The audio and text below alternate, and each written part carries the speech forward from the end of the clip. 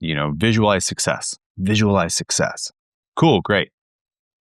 But if you don't also visualize the failure, and more importantly, in my opinion, the recovery and what that looks like, then you're actually not going to be prepared.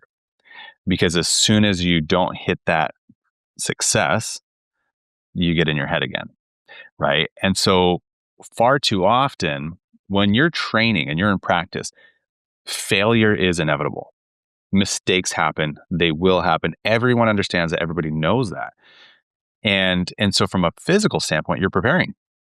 But from a mental standpoint, if you're not also doing the same type of reps in your head, you're not going through what a miss looks like and how you recover from that, or if you fall and tumble, or if whatever the situation is, right? If you slip on the ice, if you're playing hockey.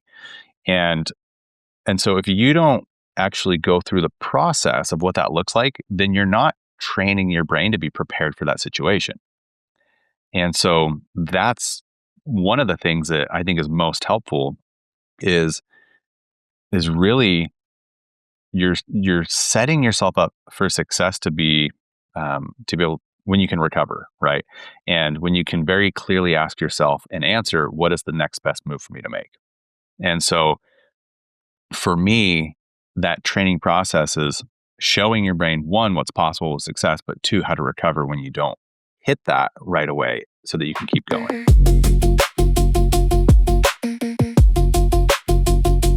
Well, welcome everybody back to the Sean Trey Show. I've got an awesome guest with me today. Would you like to tell people who you are and a little bit about what you do? I'd love to. My name is David Hitz.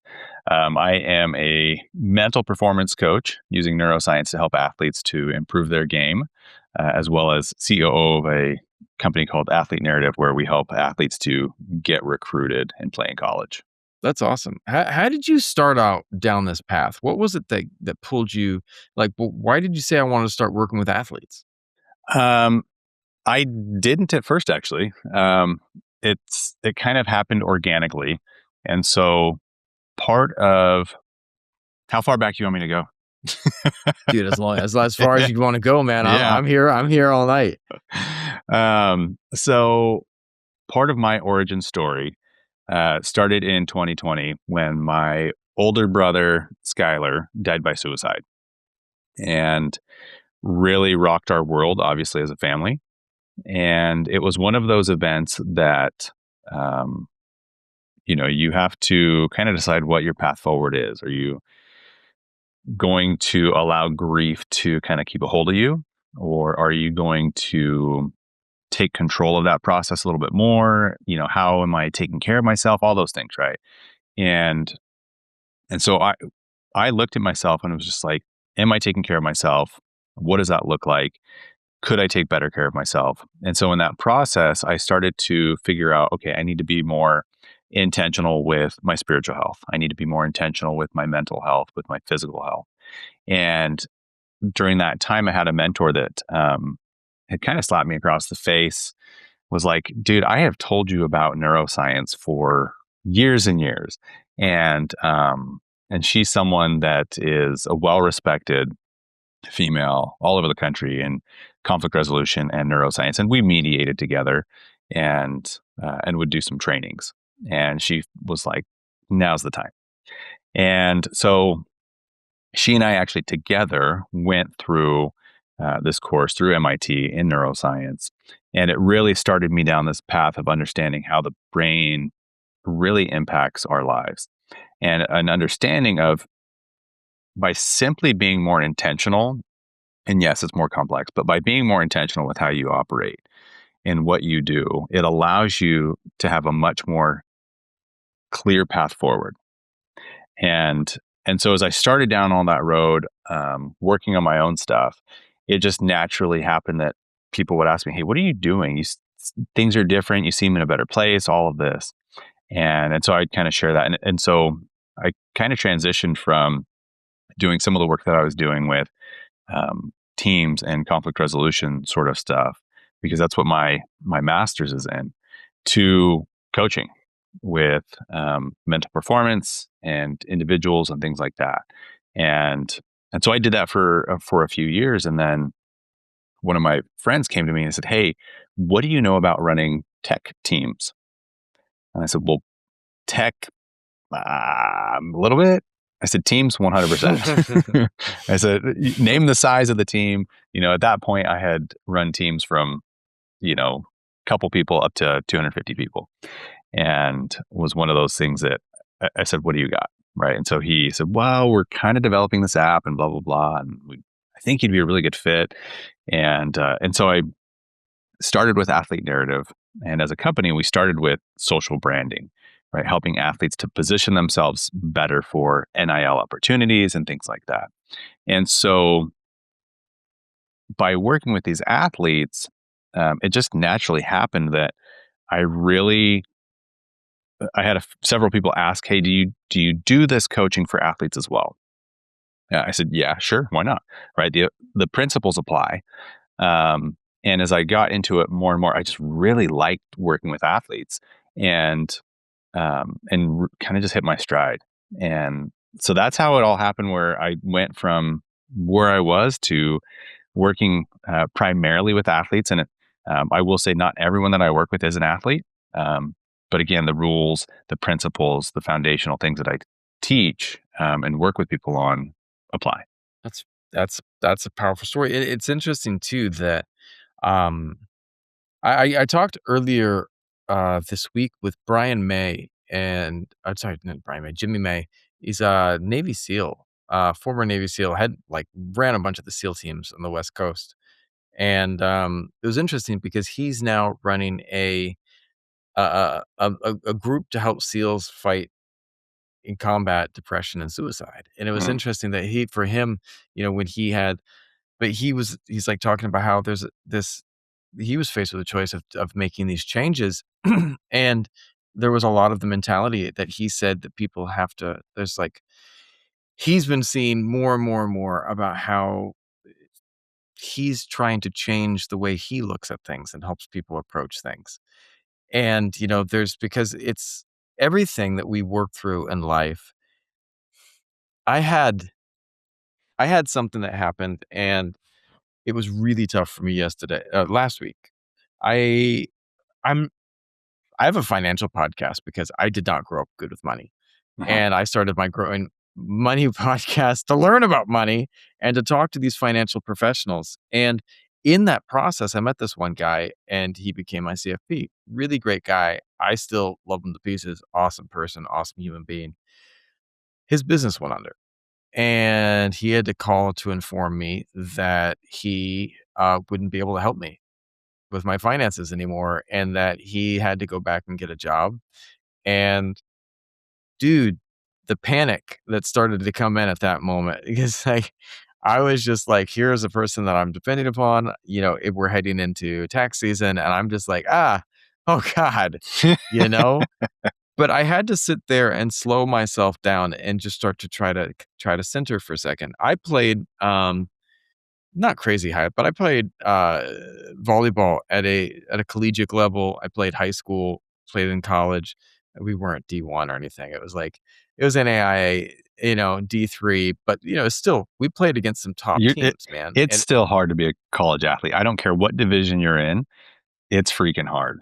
it was hard. And the first 2 years I played all the time, got in my junior year, rode the bench, but I mean, the times that I was in the game, there was one time that we were playing against Berkeley. We were playing against Cal, and my coach had pulled, like, our star player out, and he's like, "Sean, you're in." And I'm like, "Oh, dear God, man, like, pressure's on me right now." Like, the star guy is, like, swinging and missing, and, like, at that moment, one of the things that, I had been doing before I got into played collegiate volleyball, I had done martial arts a long time. I'm a black belt in Japanese style jujitsu, which is kinda like judo, and I got really good at sparring and getting tossed around a room and, like, in these pressure situations. And when I moved into the game, I'm like, "Well, what's the worst that can happen?" What's the worst that can happen? Like, I make a fool of myself, but I just had to get my mind right, and I just went in and executed. And, like, my coach looked at me, he's like, "Sean, do the same thing we're doing in practice. Dude, you've done this a million times." But when you get in your head, man, it Mhm. makes you feel like the worst case scenarios running over and over again. And I wanted to ask you this because you talk about training the brain like the body, but like, Mhm. what does that look like? How does a person who's getting ready to go from here to here even do that?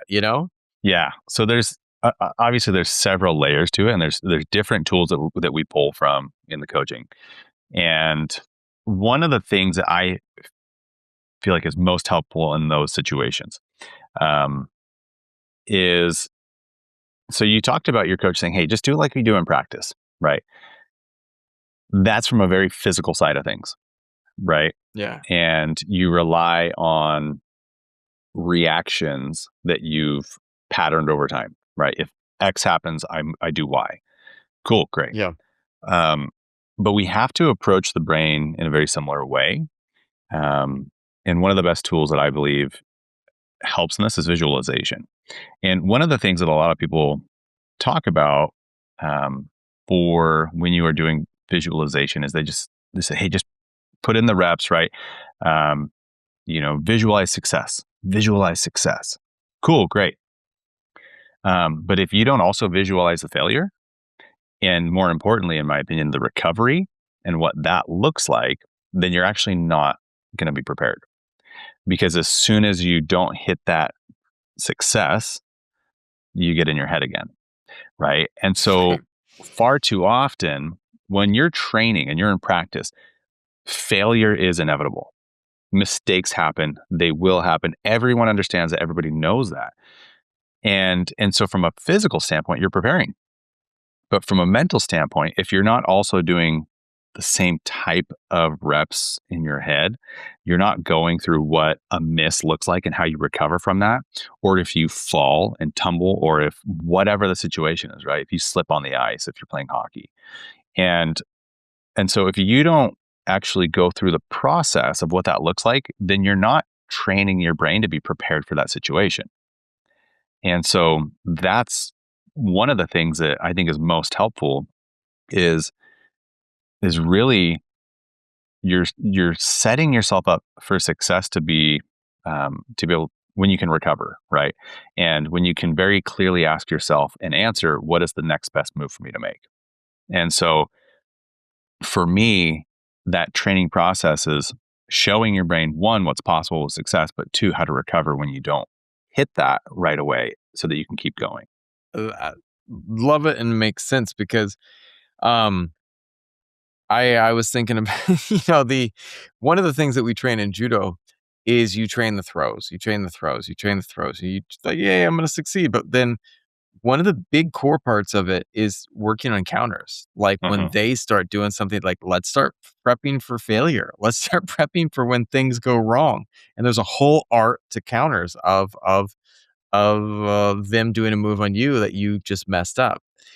I was one of my friends, Trey, he was worked with the helicopters, the Night Stalkers. The Night Stalkers are the helicopters that work with the special forces. So Hmm. if the Navy SEALs or Delta or anyone is flying into a location, they are flying on one of these little tiny helicopters. And there's these teams that he was one of the teams that kept these helicopters working in top shape.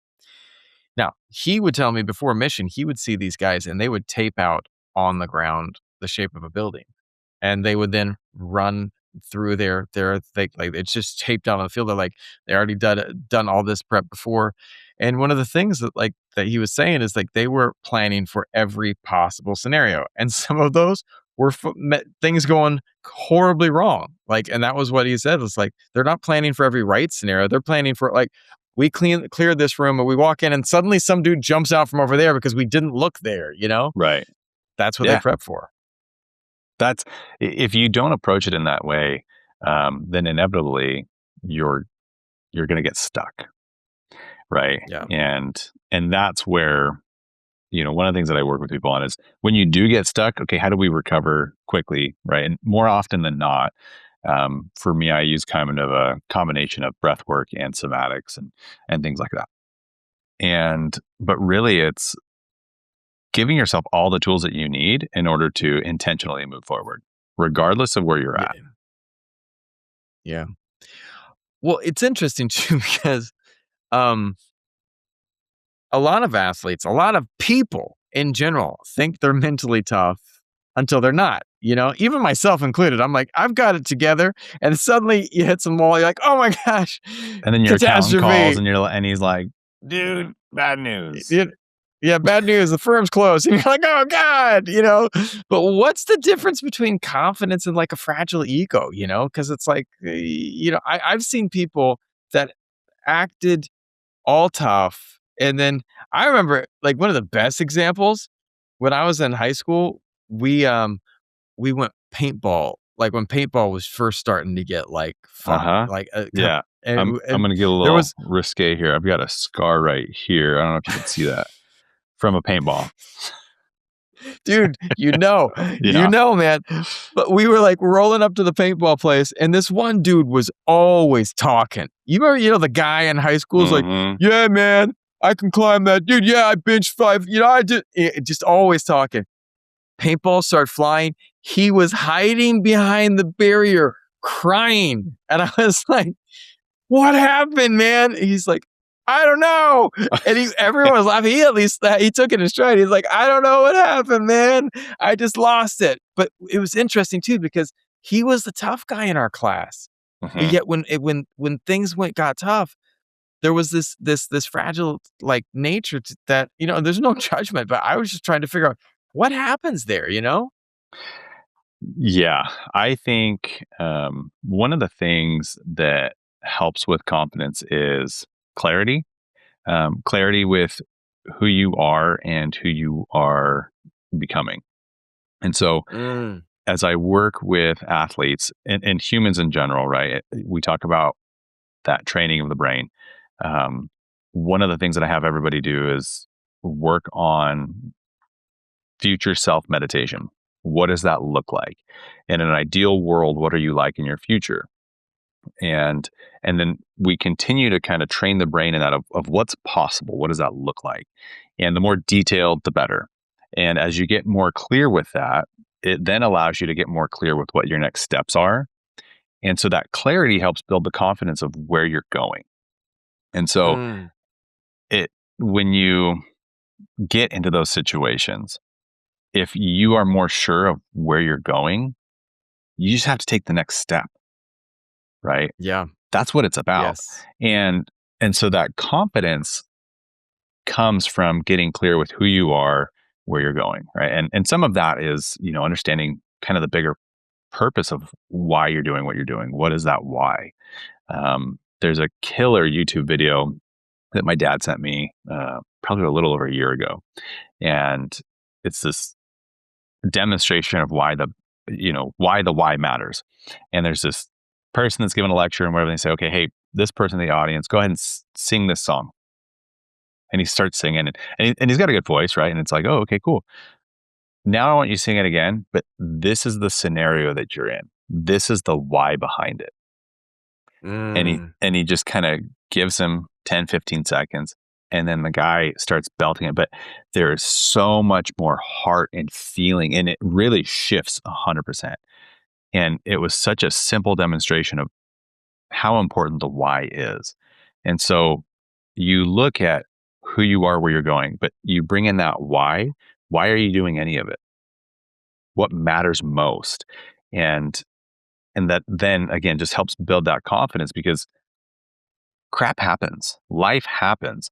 And so in those moments you choose, is life happening to me or is life happening for me?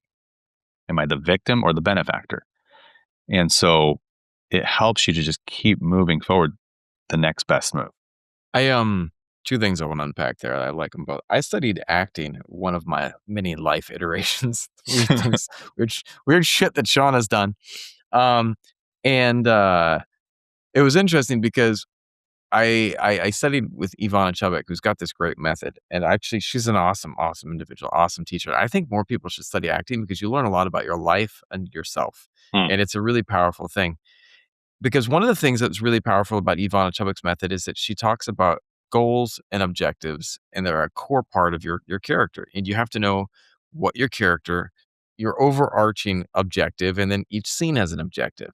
So, Mhm. and some character, we might be trying to do something, even a villain, they have these overarching objectives as well. Totally. Is it to be loved? Is it to be accepted? Is it to be, what is it? And you look at those things, and then as the character moves through it, it gives them this purpose. Because if you don't have those objectives, it's kind of hard to anchor into something. And I mean, for an athlete, what is it that you're doing it for? For a person that's a business person, what is it that you're doing it for? Going back to the story about the objectives, like, it gives meaning to something. I when I was in my writing phase, I was writing this, like, trying to a teaching phase. I was teaching students about writing, and I said, okay, let's take two versions of a story. Story number one: you are going up to rescue someone in the building next door. Okay, so you walk out of your house, you walk across the street, you press the elevator button, you go up. Hey guys, ready to go? Okay, let's go. You come back down, done. Sure. Movie over, right? There's not much challenge, you have an Yeah. objective, but like when you start putting the challenges in there and the obstacles, all right, well, you start going from here to there. The elevator's down. Okay. Well, you got to walk up all those flights of steps. Okay. Let's make it harder. It's filled with like mafia. All right. Uh-huh. Wow. That's really also, there's mafia in the building. And then the mafia, everyone knows Kung Fu. Okay. Oh, dude, now we're getting harder. All right. The ninja But your mafia. why, Yeah. yeah, your brother's upstairs in the building has been taken over by like the mafia drug lord dealer, Kung Fu guy. Sounds crazy, but that's the story for the movie The Raid, Mhm. which was an absolute hit because this guy had to go into a building and fight his way up all of these levels in this building with some new bad guy in each level. It was one of the best indie movies that ever came out. And it was so good because you have a strong why, and then you have all these obstacles in the way. If you have anybody who hasn't watched The Raid, go watch The Raid. The Raid 1 is amazing. The Raid 2, not the same, but the Okay. Raid 1 was so good. It's an Indonesian movie. It's ridiculously good. As people are going through this stuff and are trying to improve and trying to get to a place where they can get and train their brain, you focus on neuroplasticity. Where do people misunderstand it the most? And what can people do to understand it and kind of apply it to their lives? Yeah. So neuroplasticity in the most simple way is your brain will continue to learn, grow, change, evolve over time, right? The beauty of the brain and just overall as we learn and grow from kids and then up is you kind of get some of this hardware software relationship, and your brain's still developing and all these things till you're about 25.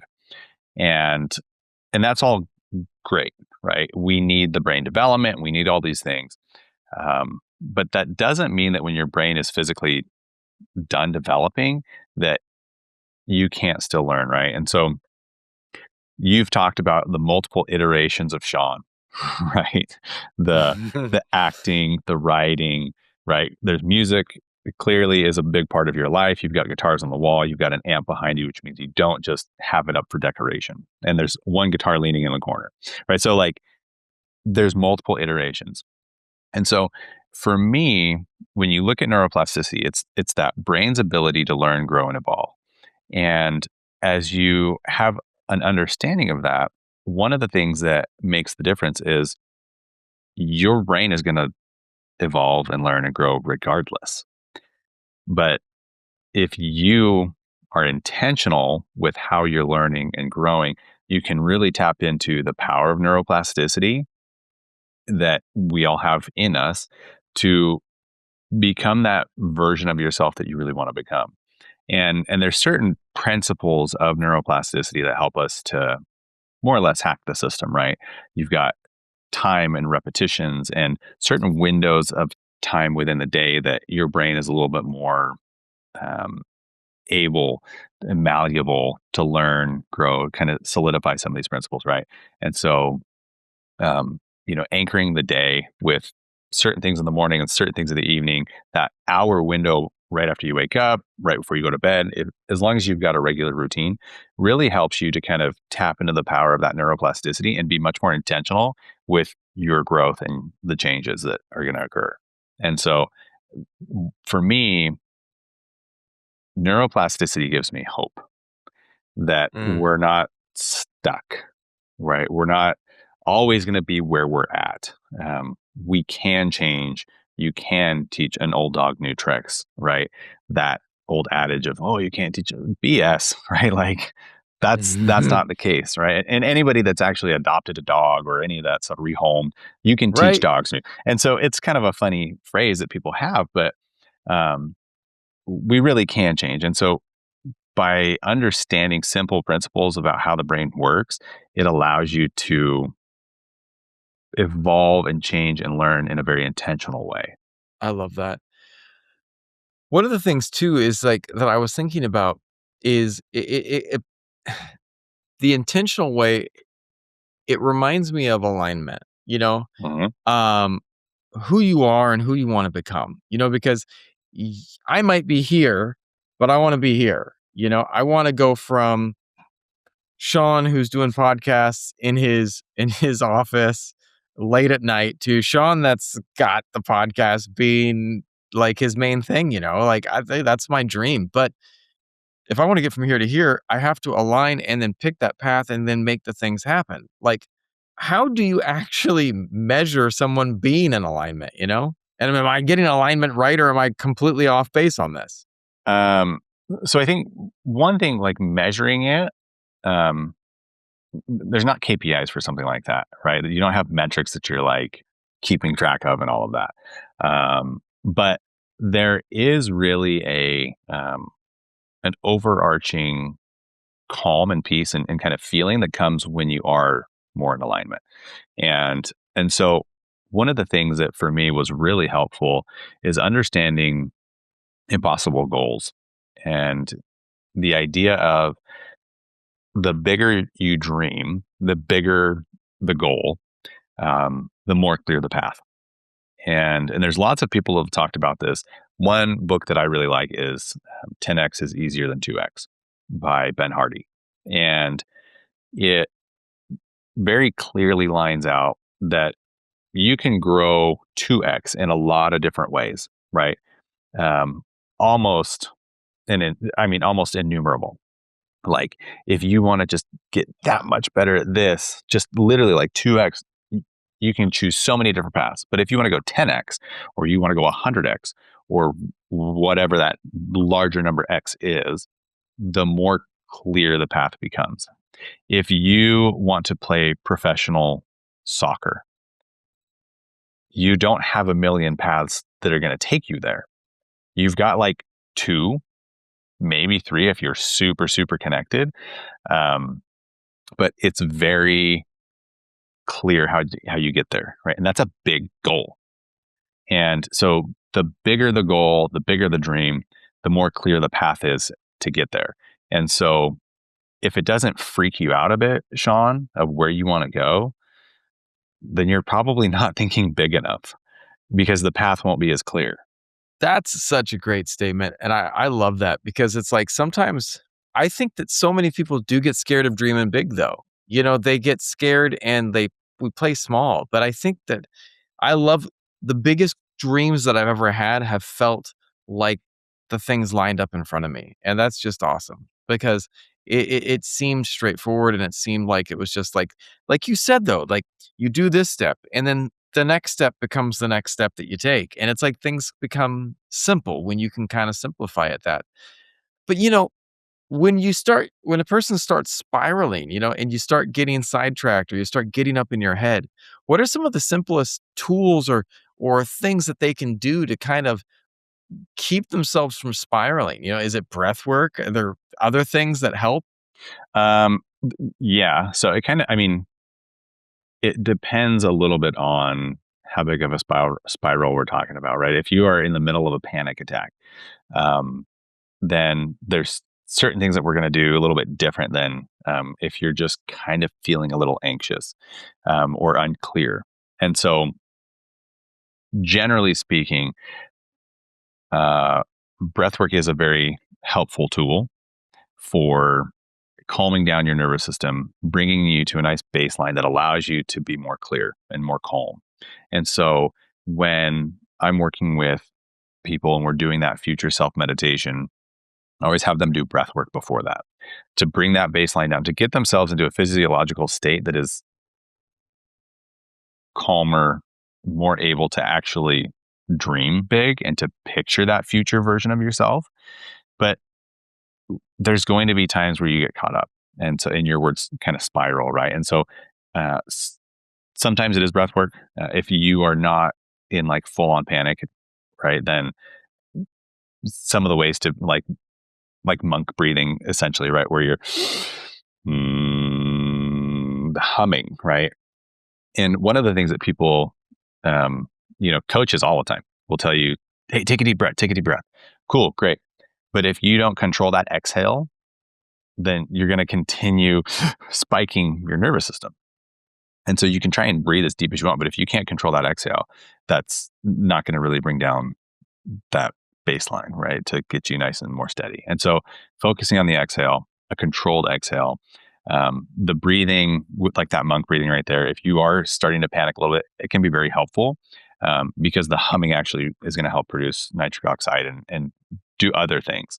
I'm a big fan of cold. Your face. If you're having a panic attack, don't jump in a cold tub, right? Like you're going to just, but your face, the back of your neck, things like that can be a quick little, oh. The other thing that I'm a huge fan of is the body. Move the body. Okay. When we get stuck mentally, often we freeze, right? We talk Mm-hmm. about flight, fright, or freeze, right? And so we kind of can shut down and just freeze oftentimes when we get into those situations. And so physically we don't even move. And the problem is we've kind of thought ourselves into this situation. So it's going to be very hard to just think your way out of it. And so you actually need to move the body. So I'm a big fan of like just doing some body weight squats, moving the body, getting the blood flow, getting everything moving, oxygen to the brain, all of that.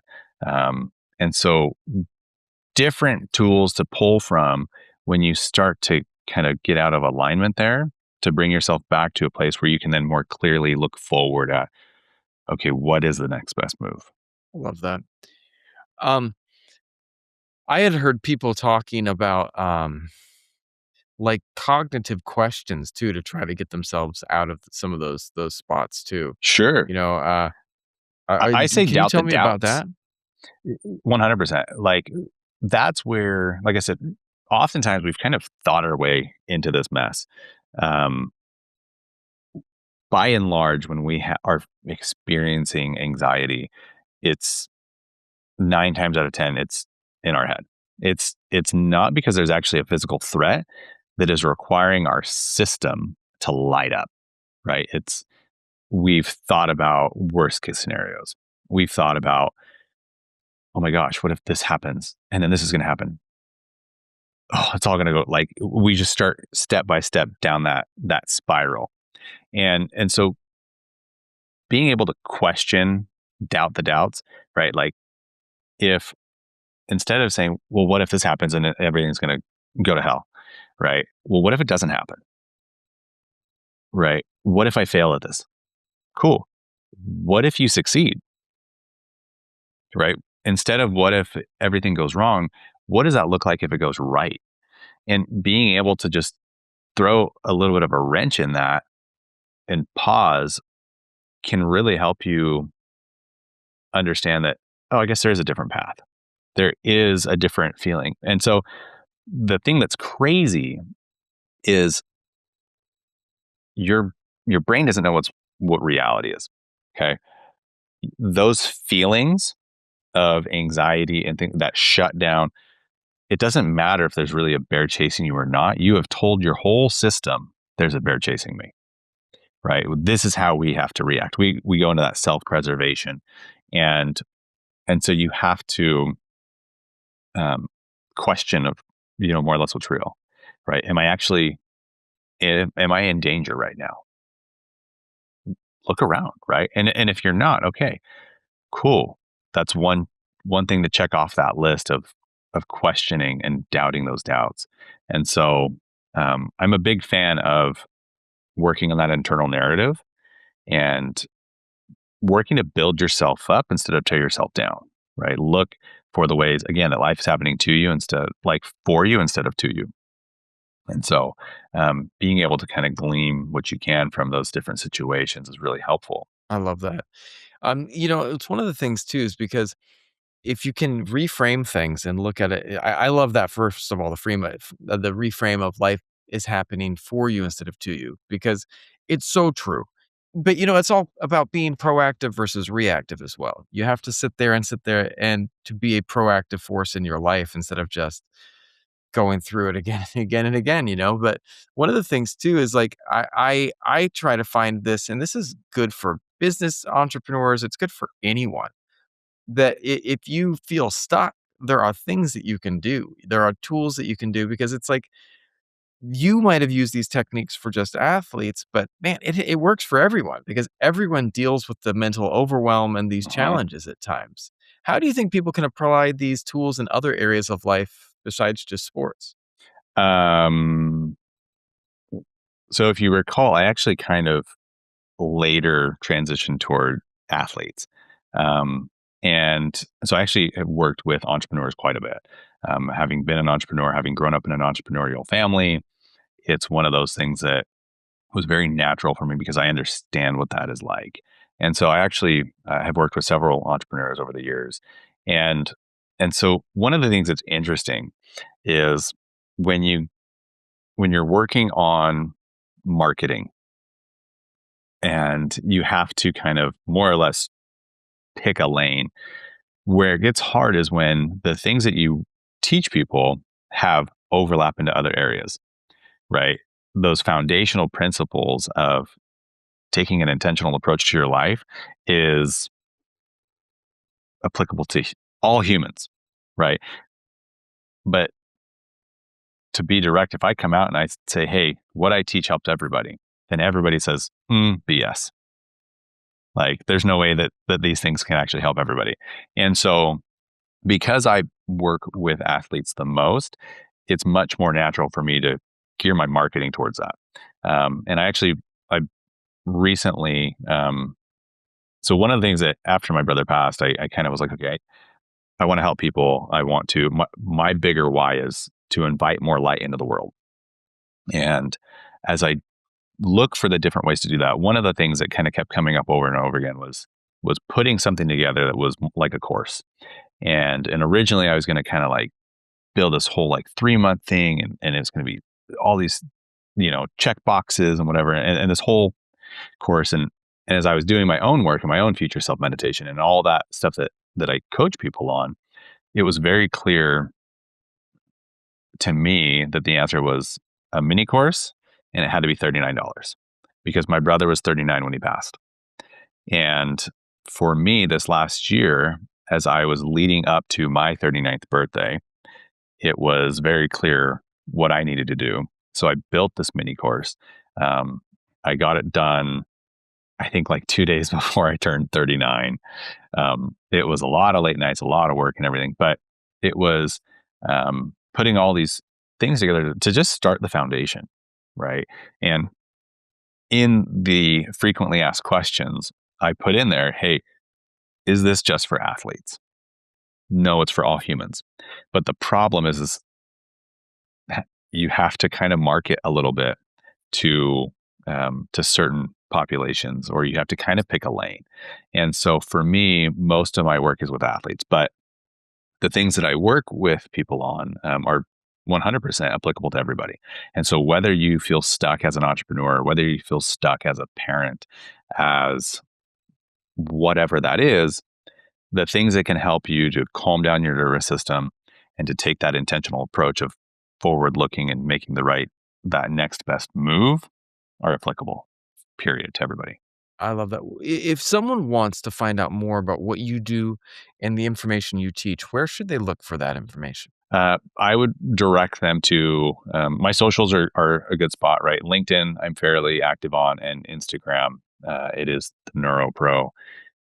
But for looking at a lot of those foundational pieces, goneuropro.com is where you can see about the course, a bit of the backstory, and the things that I work with people on. Like I said, part of my bigger why is to invite more light, and I'm only one person. I don't have unlimited bandwidth. And so this was a huge labor of love to make it very accessible for everybody to start building that life of intention that they want.